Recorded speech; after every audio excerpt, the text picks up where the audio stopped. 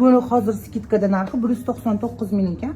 Orqamda xohlagan svetlarni mana tanlab olsanglar bo'ladi. Sifati va pishi zo'r, yumshoq havo o'tkazadigan shilk. Как раз konditsioner yoqib uxlayman-ku, muzdekkina turadi.